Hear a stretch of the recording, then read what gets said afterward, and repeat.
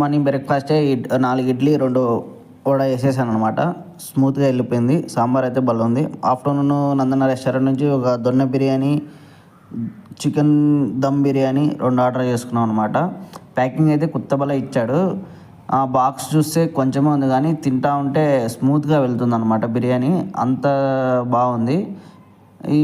ఈ ఒక్క బాక్స్ చూడ్డానికి చిన్నగా ఉంది కానీ ఇద్దరం తినలేకపోయాము. పీసెస్ అయితే 4 to 5 ఇచ్చాడు. అంతకుమించి ఏం ఎక్కువ వేయలేదు. కానీ ప్రైస్ అయితే చాలా ఎక్కువే.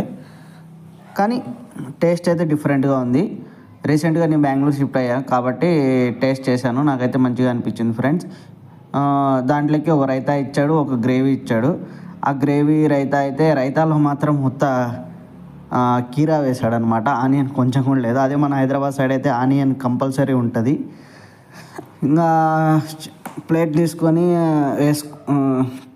చూడండి మీరు కూడా, ఓన్లీ రైతా ఉంది. ఇది అయితే గ్రేవీ. బిర్యానీ ఆ ప్లేట్లోకి వేసుకున్నాగానే రైస్ అయితే మన దగ్గర చాలా మెత్తగా ఉడికినట్టుంది. క్రిస్పీగా ఉంది. తింటా ఉంటే ఇది నందన దమ్ బిర్యానీ. ఈ ప్యాకింగ్ అయితే మంచిగా ఇచ్చాడు ఫ్రెండ్స్. కానీ చూసే కొద్దీ ఇంకా తినాలనిపిస్తూ ఉంది.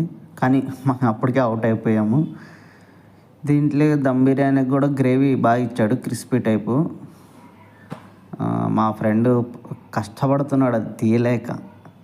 వీడియో తీస్తున్నారా అంటే స్మూత్గా నీట్గా తీస్తున్నాడు.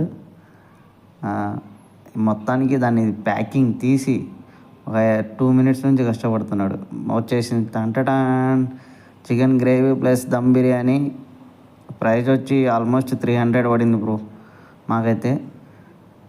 నా ఫేవరెట్ కలర్ అయితే గ్రీను. మీకు ఫేవరెట్ కలర్ కూడా కామెంట్ చేయండి. దీంట్లోకి ఒక గ్రేవీ కామనే, ఒక గ్రేవీ ఇస్తారు, ఒక రైతా ఇస్తారు, ఎక్కడైనా కామనే. ఒక కాంప్లిమెంట్గా ఒక జామున్ ఇచ్చాడు. మేము ఇద్దరం ఉన్నాం. ఒక జామున్ ఎట్లా తినాలి, అది కూడా సైజు చాలా చిన్నది. ఆ గ్రేవీ అయితే కర్రీలో చూసానే నోరిపోతుంది ఫ్రెండ్స్. అట్టే నైట్ కేఎఫ్సీకి వెళ్ళి ఒక బర్గరు, 2 కోకు, ఒక చికెన్ బకెట్ తీసుకొని లోపలికి వేసేసాము. ఈరోజు ఇట్లా